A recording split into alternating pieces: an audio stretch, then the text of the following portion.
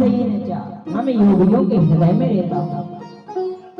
मद भक्ताय गायन की तत्व तिष्ठा में नारदा। हे नारद, जहाँ पर सत्संग होता है, जहाँ पर भजन होता है, मैं वहीं पर रहता हूँ। और यही भगवान कहना चाहते हैं कि जब जीव सत्संग करता है तभी उसके सारे भाग्य उदय होते हैं। और हम लोग जो है ना, हम 3 जगह पर परमात्मा को याद करते हैं। कौन कौन सी? सत्संग, संकट और एक शमशान। भैया संकट आ गया कि दादा की टांग टूट गई तो परमात्मा को भजेंगे, जय चंडी माता, आपकी बगैर कोई नहीं, तब आप परमात्मा को भजते हैं।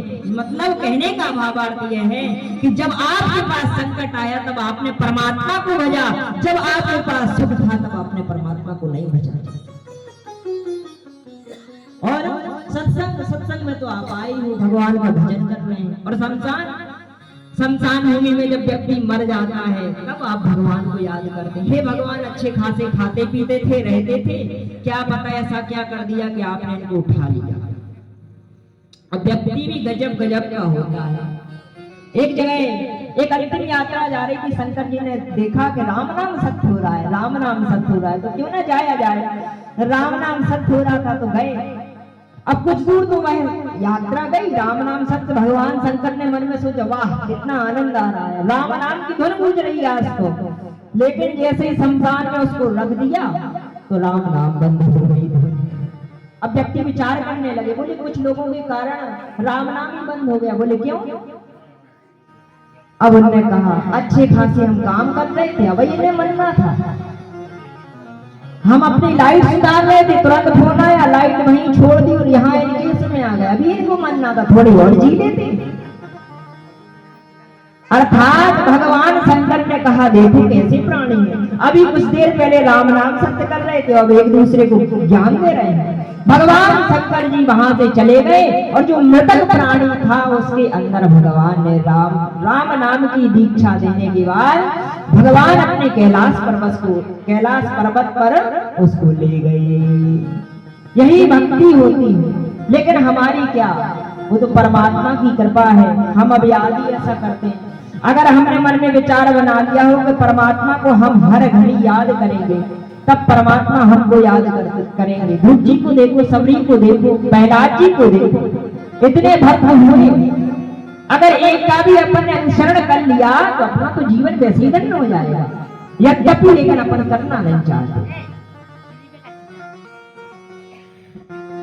जब जीव के ऊपर भगवत कृपा होती है, भगवान की कृपा होती है, तभी वह भगवान को प्राप्त कर पाता है। कहा गया, कभी कहते हैं, सत्य को छिपाया गया, झूठ समझ में आ गया, बचपन में बताया गया, धरा धाम सत्य है। जवानी में बताया गया, अर्थ काम सत्य है। जब पिंजरे से पंछी उड़ गया तो अंत में बताया गया, राम नाम सत्य है। भैया, अगर इस संसार में कुछ सत्य है तो केवल राम नाम। और जिस जीव ने रघुनाथ जी की, राम जी की शरण ले ली ना, तो निश्चित रूप से उसका कल्याण हो जाएगा। केवल हृदय से एक बार पुकारे तो राम, श्री राम ऐसे करके वाणी पर लाए, वाणी से मुख बंद कर हृदय में लाए। और जो हृदय में बात होती है वो वाणी पर आ जाती है, और जो वाणी पे होती है वो वाणी सिद्ध हो जाती है। और हृदय में जब बात आ जाती है तो अपन एक वस्तु में भी हाथ लगा दे तो उसमें भी राम नाम की धुन निकलने लगती है। ये भक्ति होती है। अब यहाँ पर वर्णन आता है सबसे पहले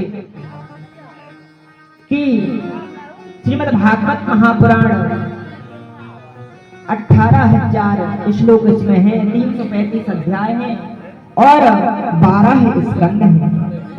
और भागवत कहते किसको है? भागवत कहाँ से आई?